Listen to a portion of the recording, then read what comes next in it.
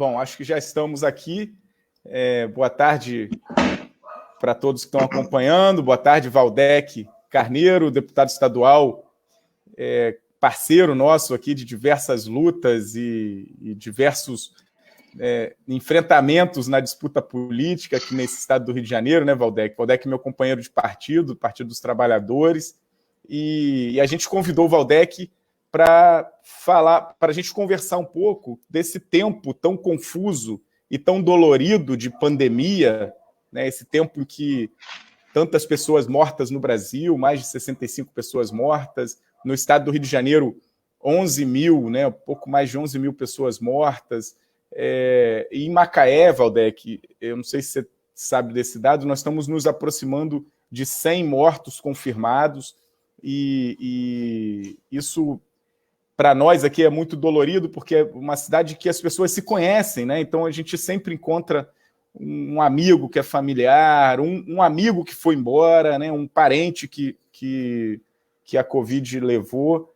Então é um tempo muito dolorido da nossa história, mas nesse tempo não paramos de viver as disputas políticas que estão colocadas no Brasil e de certa forma, seguem muito acirradas. E o estado do Rio de Janeiro virou também um palco dessas disputas pelo pior nível, né? A gente viu um governador ganhando uma eleição de uma forma muito oportunista, num moralismo que enganou muita gente, um moralismo disfarçado, e no fim das contas a gente agora percebe os diversos equívocos que acabam levando à Assembleia Legislativa, e você é um dos mais qualificados na Assembleia Legislativa na nossa avaliação, inclusive compõe uma comissão, que é a comissão que está avaliando e trabalhando o processo de impeachment contra o governador, em tempos de que foram previstos 7 hospitais de campanha, inclusive um deles era aqui em Barra de São João, ali em Casimiro de Abreu, outro em Campos, então a região norte fluminense desguarnecida, o governador já descartou, o governo do estado já descartou essas 2 unidades aí de hospitais de campanha, e no meio disso tudo, né, a gente tem um estado que não conseguiu superar as suas crises que já vinha acumulando, né, os desemprego, a pobreza, a violência, e a pandemia aglutina tudo isso e aprofunda, né, expõe ainda mais isso tudo. Então a gente pensou em conversar contigo sobre esse cenário caótico que o Brasil vive, mas o estado do Rio de Janeiro acabou virando um ponto necessário de se refletir, e também, ao final, aí no meio do caminho, a gente conversar um pouco também do que você tem pensado, tem debatido e tem encontrado de propostas para lidar com a educação nesse processo de paralisação de aulas e de retomada também de aulas que está se discutindo por aí, sendo você um deputado que tem profundo conhecimento na área da educação pública, né, é profissional, professor de carreira da UF, né, Valdec, e foi secretário de Educação de Niterói, tem longa caminhada nos debates da educação pública no estado do Rio de Janeiro, mas nos nossos municípios também. A gente sempre está te pedindo palpite, sempre te pedindo opinião. Então são essas, basicamente, as questões que a gente imaginou de conversar contigo aqui. Nós sempre temos feito conversas online sobre as diversas temáticas, com muito cuidado para entrar na discussão política, porque as pessoas me parece que estão com receio de discutir política em tempo de pandemia, mas nós estamos vendo que está escancaradamente politizada a questão da Covid. O governo federal, o presidente da República, é um grande mau exemplo, mas o governo do estado, se nós não tivermos vigilantes, acompanhando a disputa política e encontrando os parceiros necessários e adequados, né, para fazer essas reflexões, o estado poderia ter ido para um caminho muito pior. Então, Valdec, boa tarde para você. Fica à vontade aí para dar suas primeiras saudações. Obrigado por estar aqui com a gente. Palavra contigo. Boa tarde, Marcel, meu querido amigo Marcel Silvano, vereador do PT de Macaé. Quero cumprimentar todo mundo que nos acompanha, que começa a entrar, começa a seguir a nossa conversa, o nosso bate-papo. Agradeço a você o convite. A gente está emendando reuniões, debates e lives, uns e umas após os outros e as outras, mas esse papo com você era importante fazer por várias razões. Em primeiro lugar, porque você é parlamentar, representante popular de um município muito importante do estado do Rio de Janeiro, um município importante do ponto de vista econômico, do município que tem boa tradição na educação também, com instituições de muito valor. Eu lembro, por exemplo, entre outras, é claro, mas eu lembro da histórica presença no ensino superior do Rio de Janeiro da Fafima, né? Uma instituição tão importante, que sempre se preocupou em se diferenciando de grande parte, ou de boa parte, pelo menos, de algumas instituições privadas que nós temos aí pelo Brasil. A Fafima sempre preocupada com o projeto acadêmico, a Fafima deu muita gente boa para o ensino superior e para a pesquisa. Então, Macaé, além disso, um papel importante na economia, na cadeia do óleo do gás, enfim. Então, além disso, Marcel, é importante que quem nos acompanha saiba, assim, você exerce um dos mandatos de vereador, dos mandatos municipais, de maior reconhecimento e visibilidade em todo o estado do Rio de Janeiro, né? O que se expressou, inclusive, quando você legitimamente, em 2018, se apresentou ao estado como candidato a uma cadeira na Assembleia Legislativa, a expressiva votação que você teve, mais do que a expressiva votação, o reconhecimento por onde você passou. Eu sou testemunha disso, que nós fizemos algumas agendas de campanha juntos. Então, assim, você é um mandato no qual a gente tem referência. Então, queria aproveitar essa ocasião, essa oportunidade para dizer isso para você, o coletivo que constrói o seu mandato, que vocês são um orgulho, não apenas para Macaé, mas para a vida pública de todo o estado do Rio de Janeiro. E que precisa disso, né, Marcel? Porque hoje nós começamos o dia com uma notícia que a mim me causou um impacto, a notícia da prisão do ex-secretário de Estado de Saúde, Edmar Santos, ex-secretário do governo Witzel, foi secretário durante 1 ano e 4 meses do governo Witzel. Eu me lembro do Edmar, eu sou professor da UF, você lembrou, o Edmar é da UERJ. Edmar, no quadriênio passado, dirigiu o Hospital Universitário Pedro Ernesto, importante dispositivo da saúde pública do estado do Rio de Janeiro, e Edmar fez uma gestão à frente do Pedro Ernesto, salvo melhor juízo, salvo detalhamentos que eu eventualmente não conheça, fez uma gestão corajosa, num contexto muito adverso, né? E ele esteve conosco várias vezes na Assembleia Legislativa, várias vezes em debate, conversando. A gente viu o Edmar muito se apresentando em jornais televisivos, esclarecendo o andamento da política de saúde no Estado, sobretudo no contexto da pandemia, e agora a sua prisão. E aí, nos últimos tempos, eu me assustei, porque ele fez questão de dizer, em várias oportunidades, que ele respondia, ele tinha responsabilidade, e ele respondia, nada acontecia ali na Secretaria de Saúde sem que ele soubesse. Ele mesmo disse isso em algumas oportunidades. Ora, agora se comprova que cerca de 90% dos contratos celebrados estavam eivados de irregularidades, né? Ele esteve conosco agora na semana passada, perdão, não na comissão do impeachment, mas numa outra comissão, que é a comissão, uma comissão especial constituída para apurar especificamente, examinar especificamente os contratos celebrados na área da saúde, os contratos emergenciais. Ele esteve na comissão, já tinha faltado a um convite, já tinha faltado a uma oitiva, mas agora apareceu na semana passada e preferiu ficar em silêncio. Então, tudo isso vai alimentando dúvidas que a gente passa a ter, ou seja, é um momento triste do Rio de Janeiro, muito triste. Se você pensar, se você refletir, de 99 para cá, nos últimos 20 anos, portanto, né, nós tivemos 4 governadores presos, né? Só a Benedita da Silva não foi presa nem processada, né? Aliás, assim, não fez mais do que obrigação dela, mas merece nota, merece registro, né?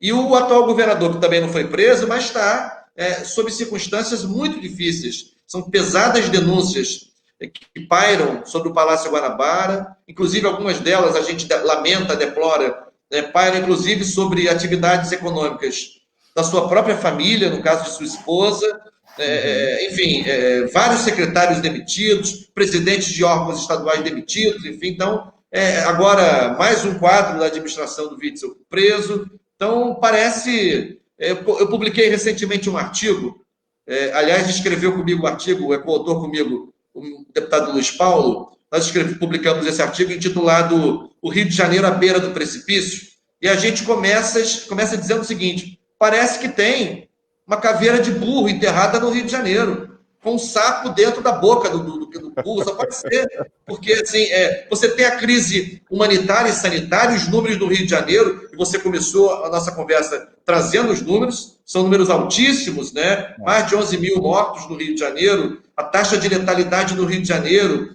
vem se mantendo a média da taxa nacional, o dobro da média da taxa nacional, dobro, então a letalidade do Rio é muito elevada. É uma crise sanitária que descamba, por assim dizer, para uma crise humanitária gravíssima, porque o Brasil não foi atingido pela pandemia no momento em que estava com as suas contas, as suas políticas organizadas de modo algum. Desde o golpe de Estado de 2016, portanto, nos últimos 4 anos, o Brasil vem conhecendo um processo acentuado de aumento da pobreza, aumento da miséria, aumento da população em situação de rua, as desigualdades se aprofundaram. Então, a pandemia, ela não suscitou, ela escancarou várias manifestações da desigualdade que já estavam postas antes da sua eclosão. Então, tem muita gente pobre, muita gente nos territórios de favela, nos territórios periféricos, assim, em cidades menos aquinhoadas, sofrendo muito. Pode não estar contaminada com o novo coronavírus, mas sem recursos para viver, sem recursos para a própria subsistência. Então, assim, e além dessa crise, tem a crise humanitária e sanitária da Covid-19 que esgarça a desigualdade, né? Tem um problema político e institucional, porque não é trivial que a gente esteja convivendo com um processo de impeachment de governador, o primeiro da história do Rio de Janeiro. O primeiro da história, exato. Exatamente. Então, essa crise político-institucional. Aliás, com declarações que são dispensáveis. Por exemplo, o advogado do governador, o doutor Peixinho, fez mais uma declaração infeliz, assim, já dizendo que a Assembleia se transformou num tribunal de exceção. Um tribunal de exceção? Assim, nós estamos seguindo todo o rito que deve ser seguido. O governador só foi oficialmente notificado esta semana, seu prazo só começou a contar ontem. Ele tem todo o tempo para apresentar sua defesa, para fazer emergir o contraditório. Então, assim... Valdec, e essas, assim, algumas frases marcam o governo Witzel, desde o início até agora, que eu acho que é a derrocada. Uma delas, a gente ficou muito indignado com a história de que tem que dar tiro na cabecinha dos moradores das favelas, e depois, com a própria Assembleia, que agora está se dizendo que é um tribunal de exceção, que deputado se compra igual Jujuba, né? Então, frases que marcam esse governo, que demonstram que é um governo que não tem qualquer repulsa ou qualquer preocupação com exceções. A prática da segurança pública do Estado do Rio, o discurso do governador do Estado é um discurso que defende as políticas de exceção para os mais pobres, sem qualquer condições de defesa, e contra a democracia, quando ataca a Assembleia, dizendo que qualquer deputado se compra de qualquer forma. E isso, por isso a gente faz questão de dialogar com o Valdec, porque o Valdec é um desses que eu tenho certeza que estão num outro nível de discussão do governo, na Assembleia, que o governo não está acostumado, ou que nunca quis, né? Aquele debate de combater corrupção, moralizar a política, isso é tudo da boca para fora de quem já ensinava na campanha eleitoral a fazer um jogo para ganhar benefício, para os juízes ganharem benefícios irregulares. Então, é importante lembrar que essas frases elas fazem parte de um processo de tentar jogar no mesmo bolo todo o representante da política do Estado do Rio de Janeiro. E o Valdec nos dá a tranquilidade e a certeza de que tem deputado ali que não vai entrar nessa de ser Jujuba que se compra em cada esquina.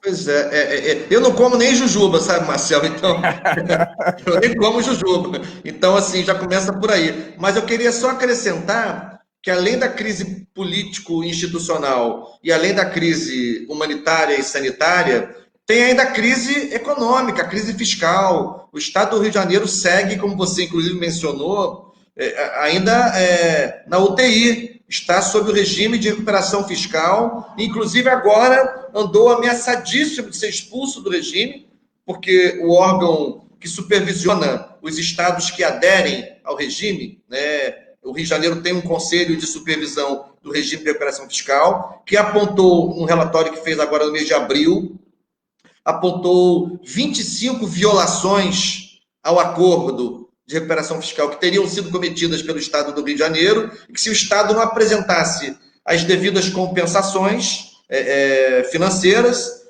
seria expulso, sofreria uma recomendação de expulsão do regime de recuperação fiscal. Então, assim, é bom que quem nos acompanhe também saiba, não que o regime de recuperação fiscal seja uma coisa fantástica. Imagina, o regime de recuperação fiscal, ele não injeta um centavo novo no Estado. O que ele proporciona ao Estado, aí sim, é um alívio de caixa, um respiro, na medida em que, enquanto estiver sob o regime de recuperação fiscal, o Estado fica desobrigado de pagar as dívidas que tem com a União. As dívidas continuam contando. É uma bomba relógio, mas pelo menos tem uma folga de caixa de algo que gira em torno de 9 bilhões por ano, que é o que permite ao Estado, em boa medida, manter o pagamento da folha de pessoal de ativos, inativos e pensionistas. Então, assim, enquanto isso, o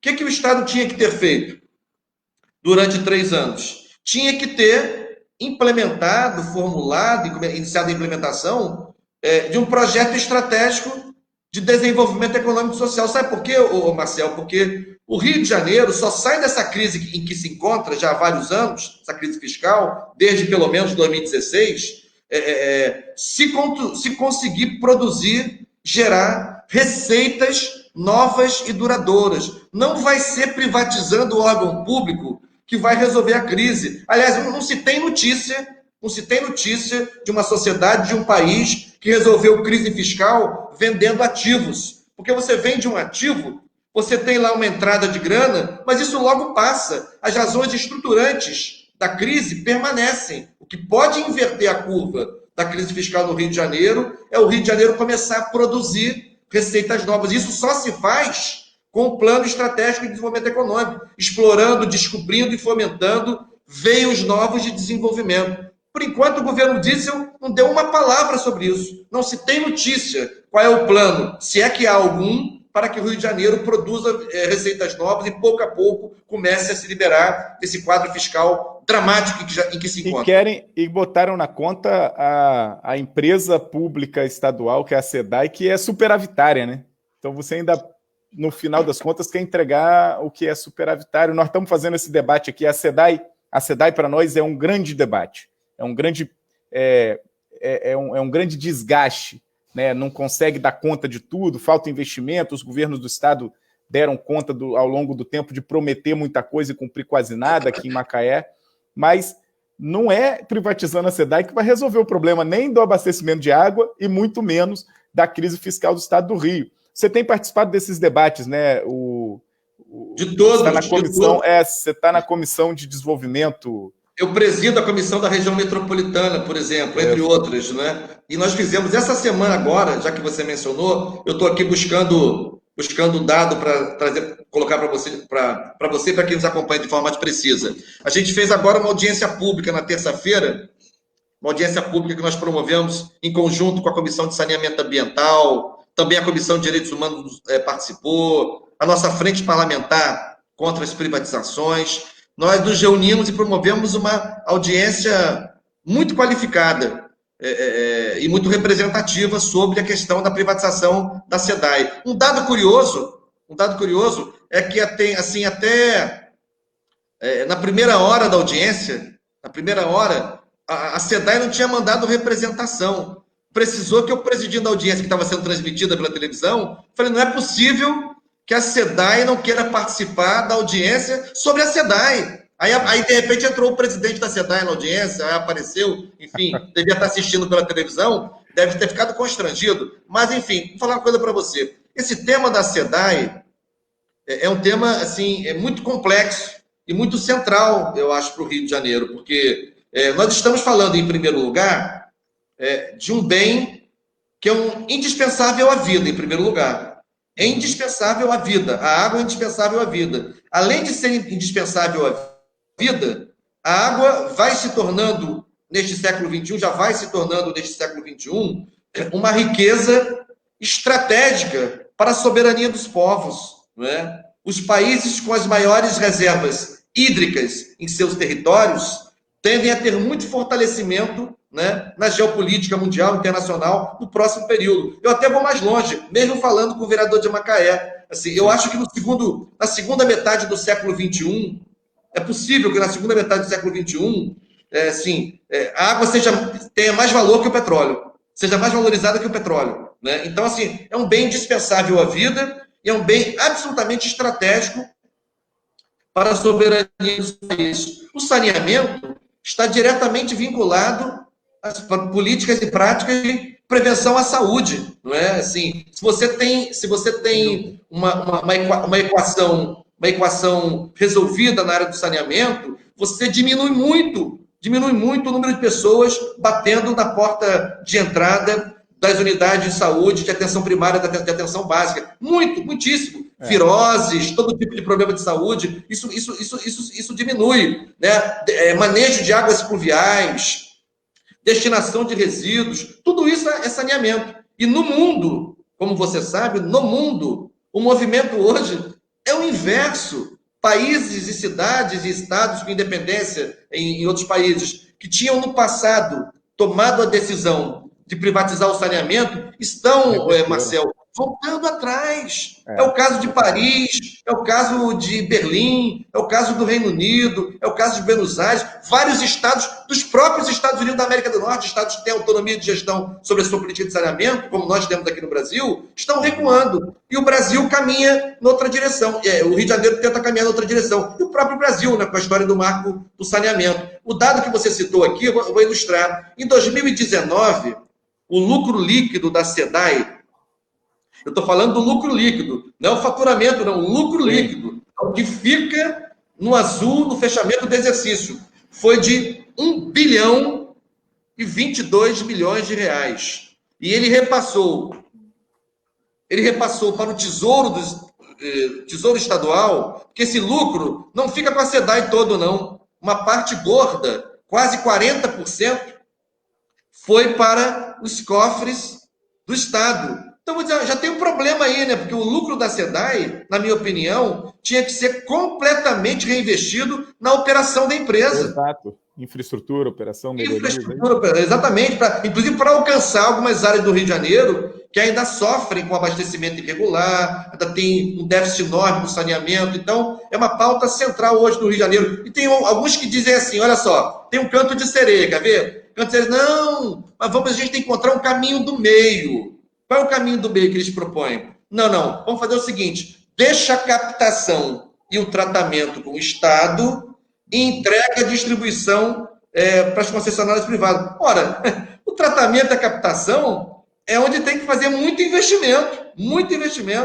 A distribuição é o filé mignon comercial. Exatamente. É o filé mignon comercial, você está entendendo? Então, assim, é preciso ter muita vivacidade, ao mesmo tempo, muita firmeza, para enfrentar esse tema aqui no Rio de Janeiro. Eu, pessoalmente, acho que o governo Witzel não tem autoridade política e moral para tocar agora esse processo de privatização. Mas se a gente bobear, ele manda brasa. O Valdec, eu penso que a água, lógico, é uma crise quando você não consegue acesso pleno das pessoas a esse direito básico que você falou, é o patrimônio da humanidade, é um direito riquíssimo de todos os seres humanos, mas, na verdade, de toda a criação, né, de todo o planeta.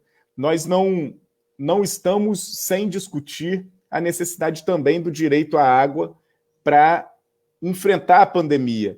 Macaé, Valdec, são hoje deve ter cerca de 30% da nossa população que não recebe diretamente o serviço de abastecimento de água. Então, são caminhões-pipa, são caixas d'água, que as pessoas vão para lá para poder pegar água e abastecer as suas casas e cumprir com suas demandas cotidianas. Isso é uma situação escandalosa, porque como que a gente exige que as populações, em especial dos bairros mais pobres, que historicamente são precarizados esses serviços, se preservem, se previnam, se cuidem, lavem as mãos, higienizem, né, as suas compras, por exemplo. Agora tem que higienizar as compras.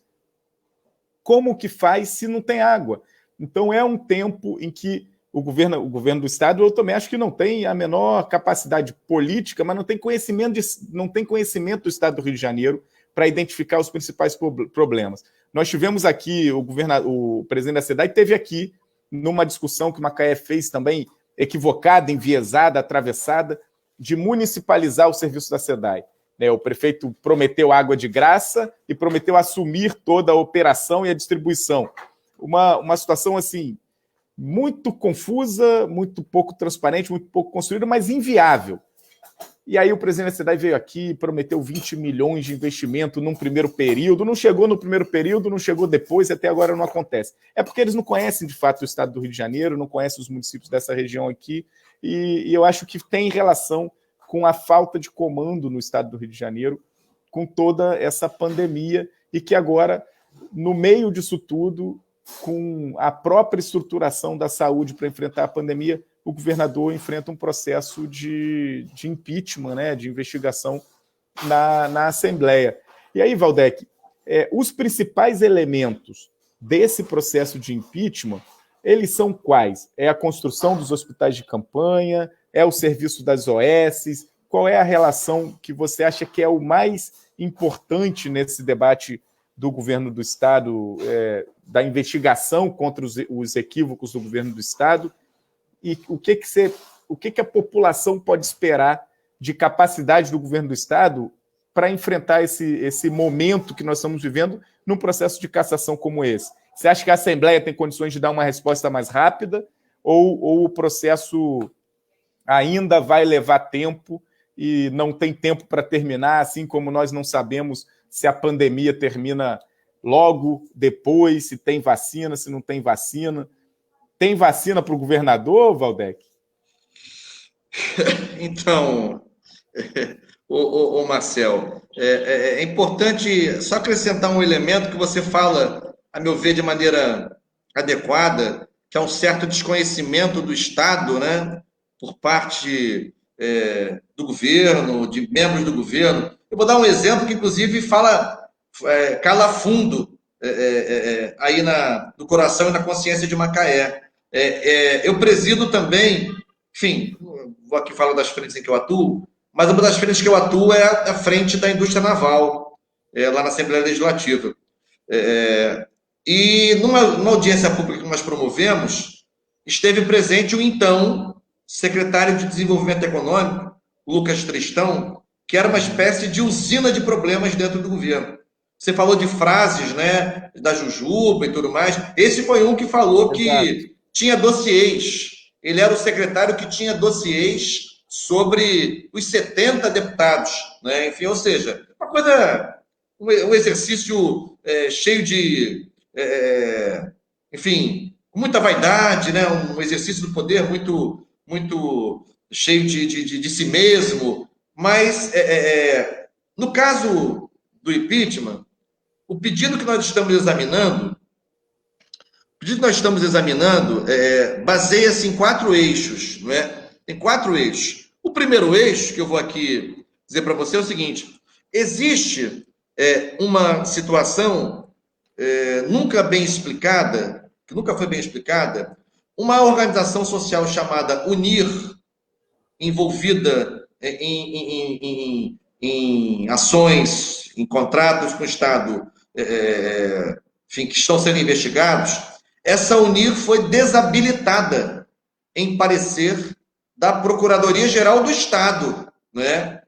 E da própria Secretaria de Saúde. Entretanto, o governador lançou mão da sua prerrogativa e discricionariamente passou por cima, ignorou o parecer da sua procuradoria e da área específica, que era a Secretaria de Saúde, e reabilitou a Unir para que ela contratasse o Estado. Né? E aí deu no que deu. Esse é um primeiro fato. O outro fato, uma outra OS, a Iabas, que acho que foi agora popularizada como Diabas, não é? Tamanhas as suspeitas e denúncias, né? Mas, enfim, a Iabas arrematou o contrato dos hospitais de campanha, que originalmente seria um hospital de campanha, originalmente, né? De um pulou para 7. Inclusive esses dois que você mencionou na sua região, de Casimiro de Abreu e o de Campos, que nunca viram a luz, assim como de Nova Iguaçu nunca viu a luz, assim sucessivamente. Só tem 2 entregues, Maracanã e São Gonçalo, mas ambos a meia bomba, ambos funcionando com muitas limitações de profissionais e de leitos efetivamente preparados e disponíveis para o atendimento de pacientes acometidos da Covid-19. Bom, então, Iabas que amealhou uma grana altíssima, e até agora nada. Depois nós tivemos a compra com fortíssimos indícios de superfaturamento dos respiradores, superfaturamento no preço unitário e também superfaturamento, digamos, na quantidade encomendada, que hoje os órgãos de controle atestam que não seriam necessários tantos quantos foram comprados e o preço ainda por cima, muito acima do mercado. Mais do que isso, pagamento feito antecipado e equipamentos que não foram entregues. Não é?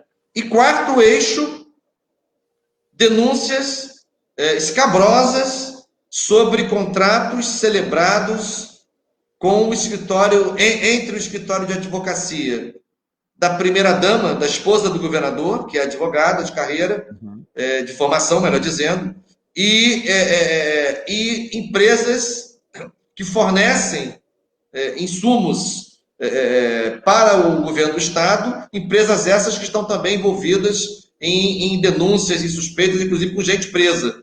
Então, assim, é uma denúncia com 4 eixos de investigação. Um desses eixos, que é o contrato do escritório da esposa do Witzel, é objeto de um inquérito no Superior Tribunal de Justiça, no STJ. Nós tentamos conseguir os elementos de provas ou os indícios já coletados pelas diligências, no âmbito desse inquérito, pelas diligências feitas pelo Ministério Público Federal e pela Polícia Federal, mas o STJ não aceitou nos disponibilizar esse material ainda. Mas isso em nada atrapalha a investigação, porque tem os outros 3 eixos da investigação, e sobre esse eixo do escritório ainda tem elementos que já estão disponíveis. Alguma coisa está disponível já. Então, assim, o governador foi notificado na quarta-feira desta semana, porque enquanto a gente aguardou a resposta do STJ, nós preferimos não contar o prazo, para não parecer que nós estávamos fazendo algo expresso, sumário. Não, é preciso garantir ao governador, que foi eleito pelo voto popular, o mais amplo direito de defesa, que os aspectos contraditórios dessas investigações possam emergir com desenvoltura no transcurso das apurações, das investigações, para que nós formemos na comissão um juízo o mais objetivo e o mais centrado em fatos concretos possível, né? Sem nenhum tipo de revanchismo, sem paixões partidárias, até porque esta é ainda uma comissão de admissibilidade, né? O que o plenário fez por 69 votos a 0 foi admitir, foi abrir o pedido iniciar o processo, iniciar o rito para constituir a comissão, e esta comissão vai decidir se o pedido é admissível. Se decidir que o pedido é admissível, o governador já é afastado por 180 dias, provisoriamente, e aí vai ser formada a etapa final do processo de impeachment, dirigida por uma comissão processante, mista, composta por representantes do Poder Legislativo, e do Poder Judiciário Estadual. Então, assim, o prazo começou a contar para ele ontem, são 10 sessões plenárias desde a sua notificação, ele foi notificado na quarta, a partir de ontem, quinta-feira, ele terá prazo de 10 sessões plenárias para apresentar formalmente a sua defesa em relação às acusações que pesam sobre ele no pedido que está sendo examinado.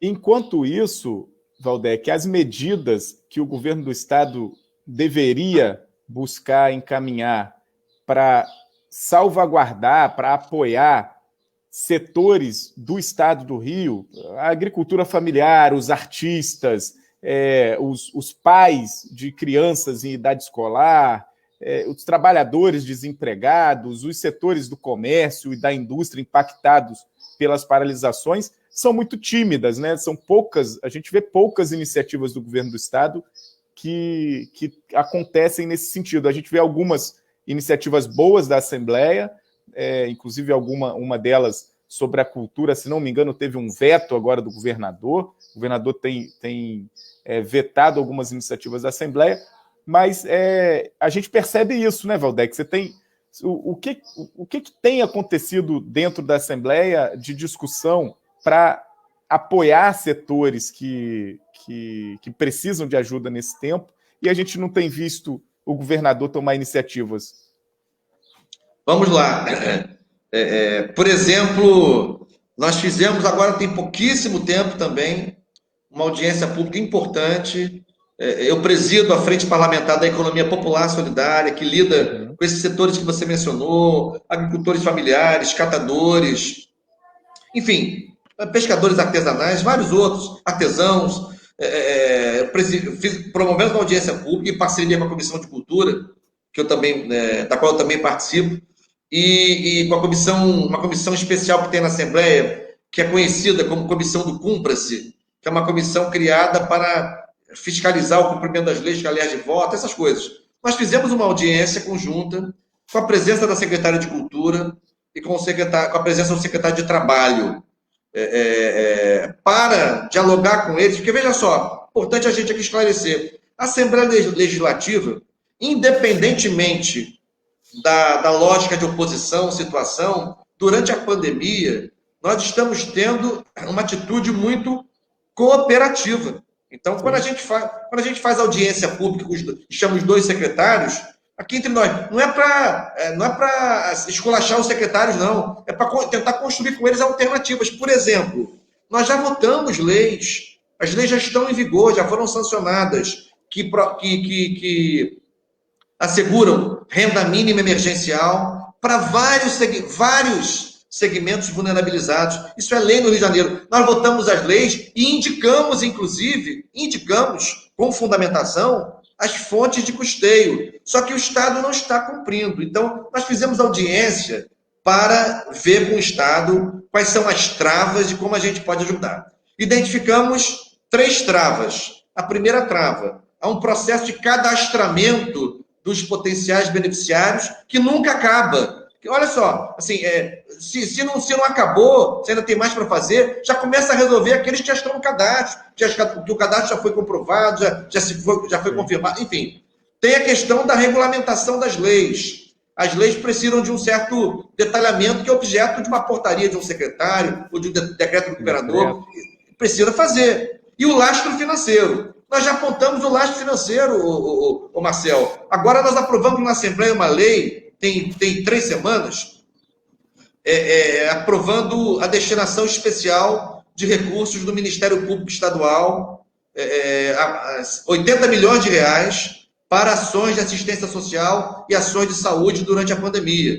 40 milhões para a saúde, 40 milhões para a assistência social, colaboração do MP. A Assembleia já tinha entrado com mais de 100 milhões no início da pandemia para ajudar os municípios fluminenses. Com mais de 100 milhões.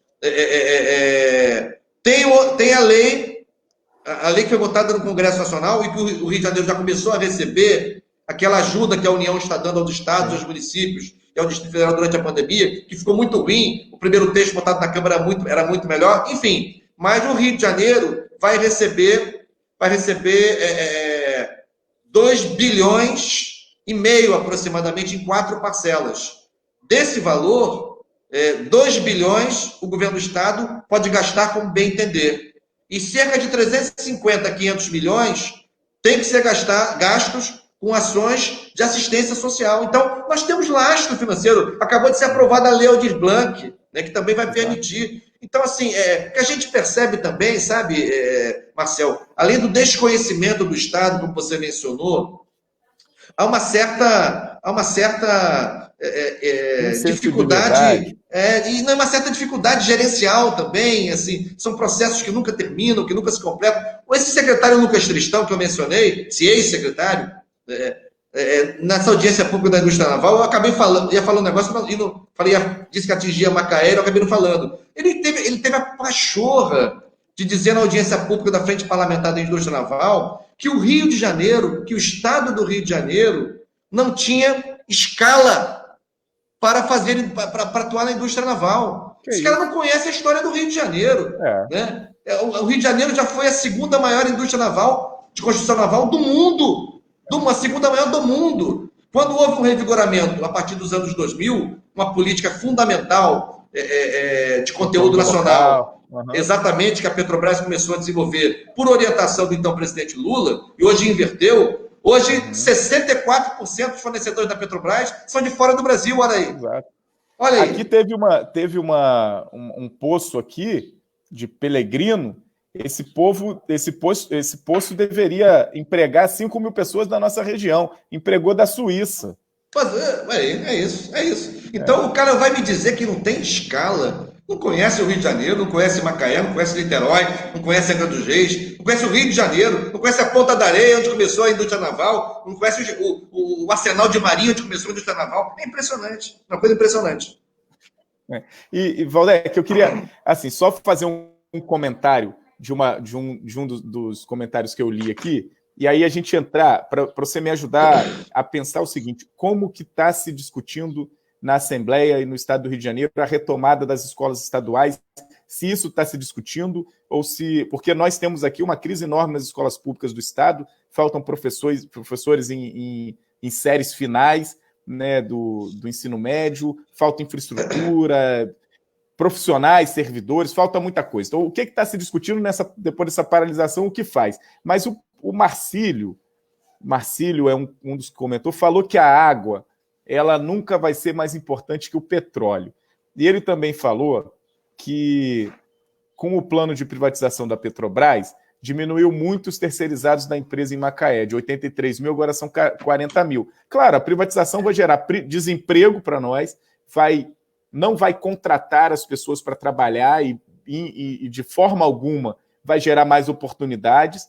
Agora, na relação água e petróleo, o que a gente está querendo dizer é que a UFRJ tem um estudo muito bacana, que se ele tiver curiosidade ele pode pegar para ver, que é o mapa das águas. É que o NUPEM, o Núcleo de Pesquisas Socioambientais da UFRJ aqui em Macaé, o mapa das águas.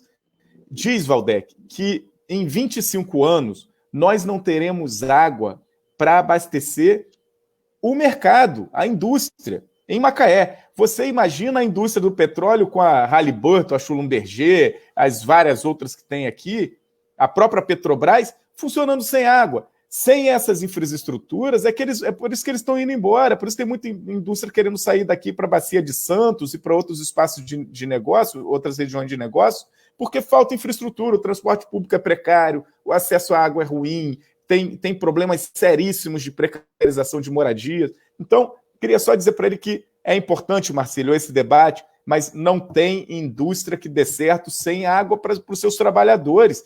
E nós estamos falando, a UFRJ estudou a oferta de água para a indústria também. Ela está falando de 25 anos para a indústria. Você imagina para a população, que hoje eu falei aqui, 30% da população de Macaé não tem água nas suas moradias da forma que a gente gostaria. Enfim, só para fazer esse comentário... Além disso, Marcel, é um bom debate que ele traz para nós, que bacana. O Marcílio, né? Uhum. Marcílio, é um bom debate. Bom debate. Além disso, é importante lembrar ao Marcílio que há uma necessidade no planeta de nós assim, avançarmos e aprofundarmos a discussão e a implementação das novas matrizes energéticas em função da sustentabilidade. Assim, há analistas do mundo inteiro que relacionam com muita fundamentação, né, essa pandemia a processos acentuados de devastação ambiental no mundo. Mas é claro, né, porque micro-organismos patológicos podem conviver podem assim, conviver assim, por décadas em vários biomas, né, assim, dentro de um certo equilíbrio, mas se aqueles biomas vão sendo devastados, pode haver uma tendência de deslocamento desses micro-organismos para outras áreas do planeta. É em boa medida o que está acontecendo em função da pandemia do novo coronavírus. Então, inequivocamente, há um desafio posto à humanidade que, se tiver juízo e se quiser se preservar, vai ter que debater e tirar as consequências desse debate sobre a renovação das matrizes energéticas e, consequentemente, os chamados combustíveis fósseis, né, tenderão, pouco a pouco, ser gradual. O petróleo será, durante muito tempo, uma importante riqueza, mas, assim, é preciso também ter uma visão estratégica. Hoje tem muita indústria, tem muita atividade industrial já funcionando com base em biomassa, energia eólica, enfim, então é preciso ter esse horizonte de reflexão. Para nós aqui, que a turma fala que é a região do petróleo, né, Macaé, Campos e das Ostras, nós aqui da Bacia de Campos, nós temos uma clareza.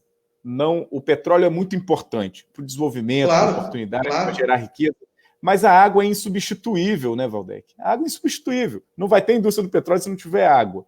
Então é interessante, a tecnologia consegue buscar petróleo a milhares de quilômetros abaixo lá no fundo do mar, e você não consegue que o município de Macaé tenha água potável para todo mundo, e a previsão dita pelo estudo da FRJ é que em 25 anos não vai ter nem para a indústria conseguir abastecer os seus próprios trabalhadores. Valdec, então eu queria que você concluísse com a gente aqui no seguinte. Tá.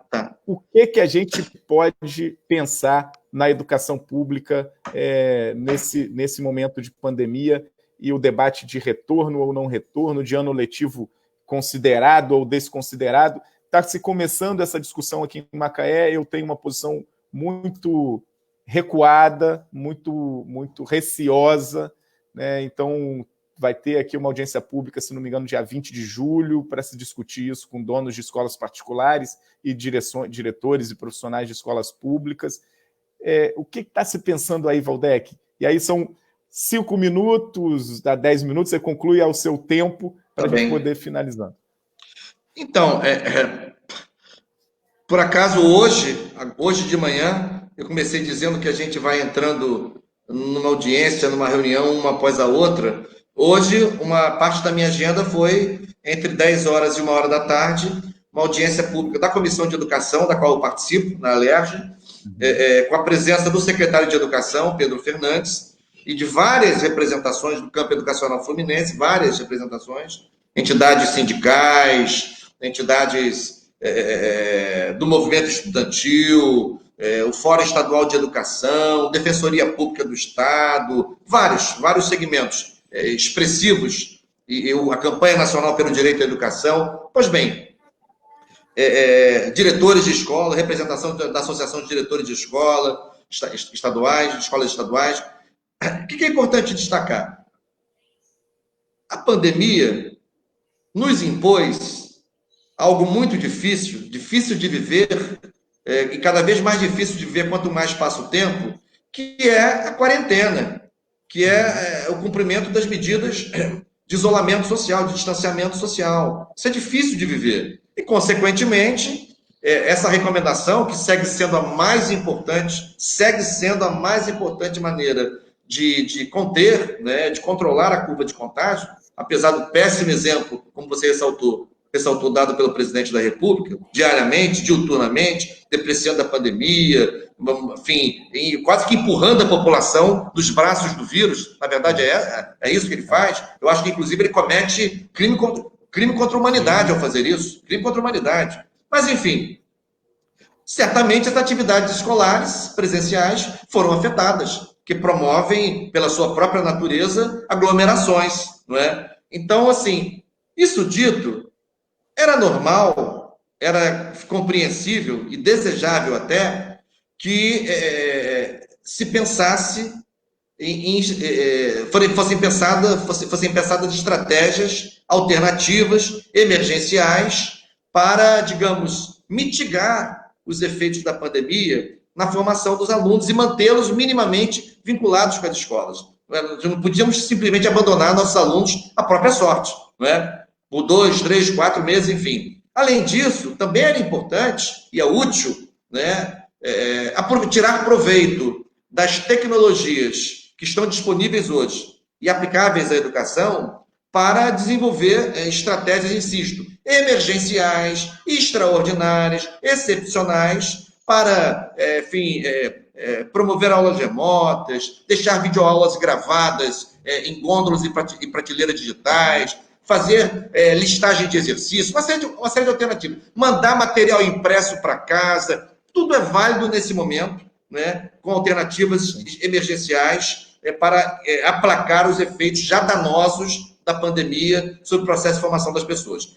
A partir daí começam os problemas, na minha opinião. Primeiro, é preciso garantir a segurança alimentar desses estudantes, né? A segurança alimentar, a alimentação escolar, é um elemento fundamental no processo de garantia do direito à educação. Isso não pode ser minimizado. Esse ainda é um país com muita pobreza, com muita desigualdade. Então, portanto, eu considero que muitas secretarias, né, ou minimizaram ou não tiveram capacidade de dar resposta ao problema da segurança alimentar. É o caso, inclusive, do estado do Rio de Janeiro, que enfrenta muita dificuldade.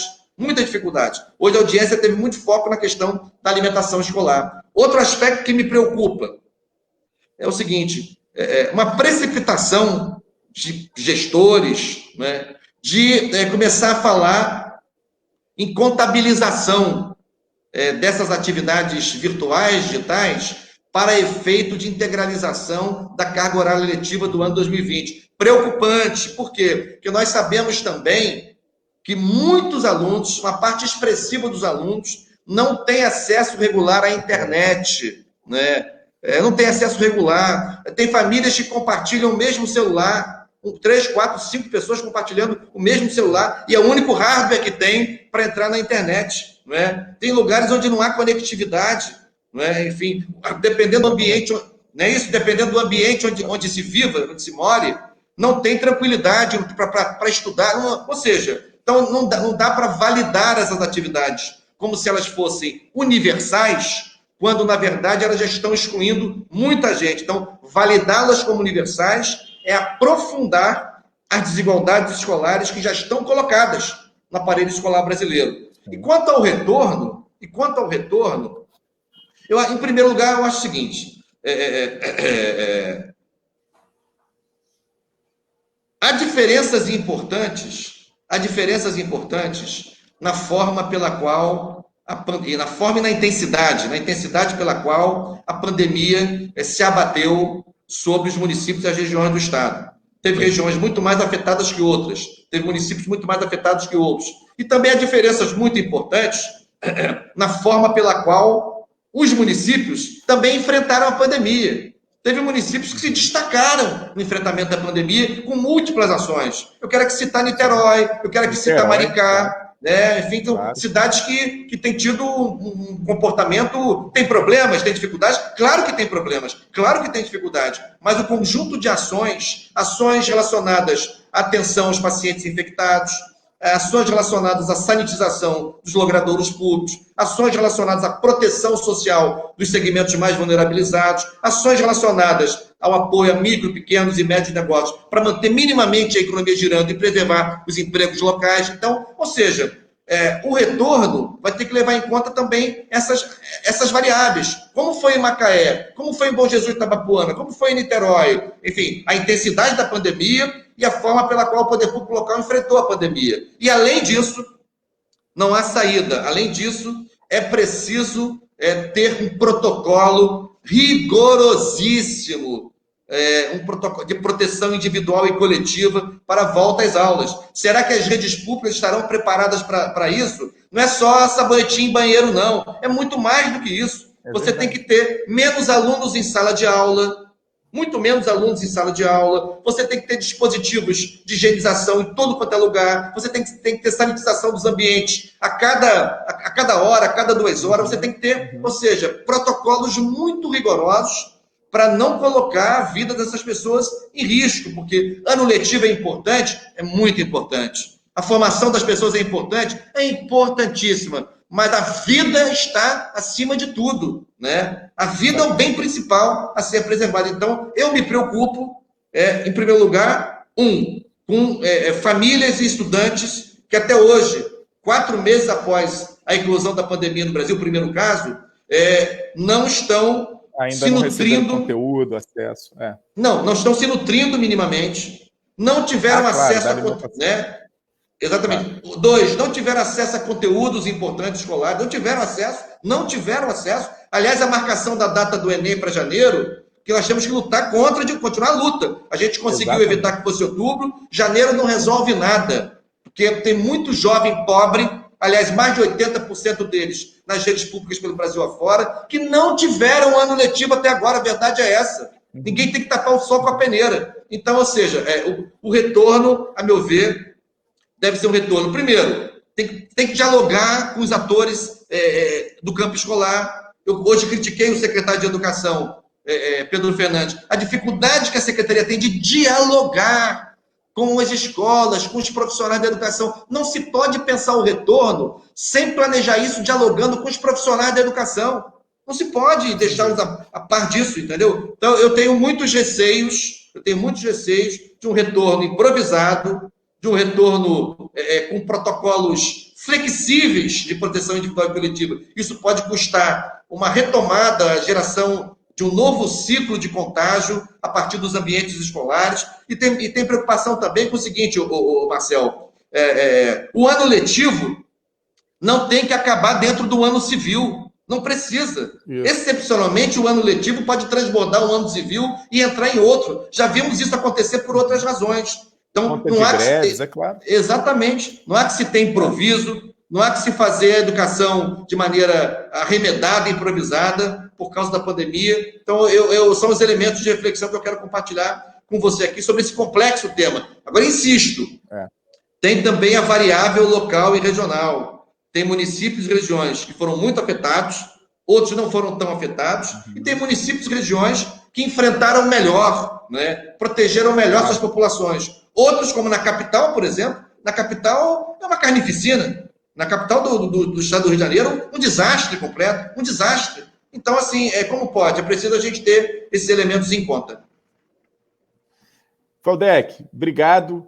Eu sei que você está cheio de tarefas aí ainda, né, nessa sexta-feira, mas só que com pandemia está difícil até contar o tempo, se é sexta, se é sábado, se é domingo, se é feriado. É impressionante. Nós estamos cumprindo tarefas o tempo inteiro, né, aqui com um bocado menor a proporção, mas nós também temos acumulado muita tarefa, muita coisa aleatória, inclusive, e muitos debates que nós acabamos discutindo, que nós não estamos acostumados no cotidiano, no antigo cotidiano, que nós temos que discutir para poder pensar soluções para superar esse tempo com o menor impacto negativo possível, né?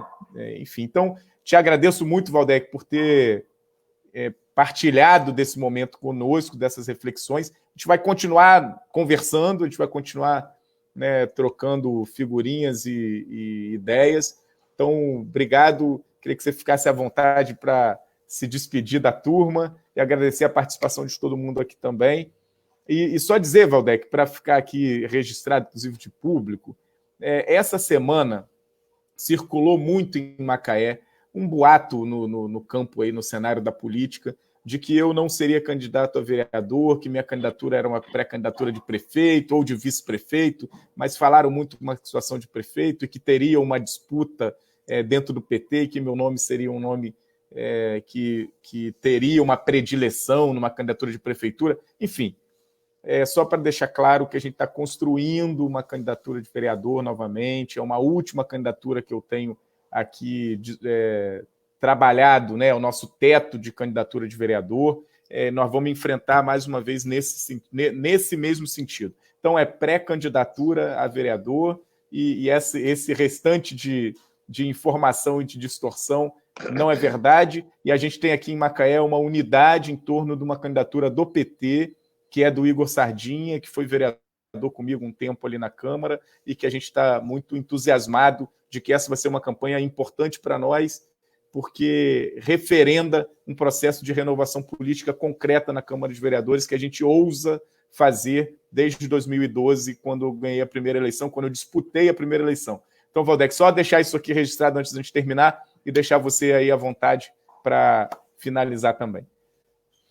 Obrigado, Marcel. Eu quero agradecer o convite, quero agradecer o papo, né, as conversas que nós fizemos aqui, os comentários que entraram enquanto a gente estava conversando, que enriqueceram um pouco as nossas reflexões, chamaram a nossa atenção para aspectos que eventualmente a gente não estava mencionando. Quero mandar um abraço muito especial aos meus colegas e minhas colegas profissionais de educação que atuam no município de Macaé, da rede estadual, da rede municipal, da rede particular, do ensino superior. Quero falar da alegria de bater esse papo com você. Como eu disse no início, é um parlamentar cujo mandato, cuja atuação política, cujas posições firmes, corajosas, fundamentadas, inspiram, né, a nossa atuação parlamentar na Assembleia Legislativa. A gente acompanha, tem notícias, monitora e tira proveito das lutas e das posições, dos enfrentamentos, das proposições também, que é o mandato propositivo,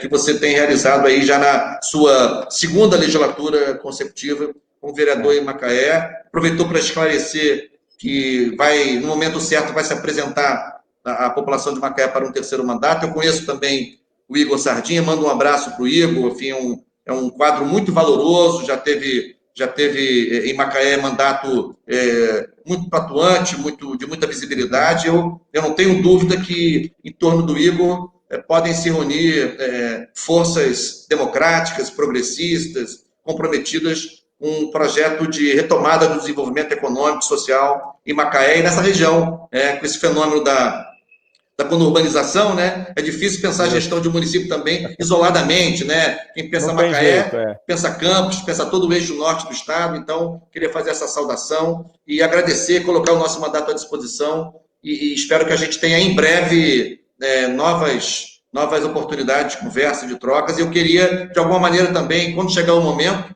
né, me envolver também na sua campanha, participar de alguma forma, queria colocar o nosso mandato à disposição. Queria também dizer que tem uma pendência, que depois em off a gente conversa, em relação à Universidade Federal Fluminense, que ficou em aberto. Não sei se você se lembra, aí depois a gente conversa a respeito disso no momento que a gente puder, tá bem? Um grande abraço aí a todo mundo, até breve, e felicidades para a Maitê, 3 anos aí, comemora o aniversário da Maitê. Minha caçula, isso aí.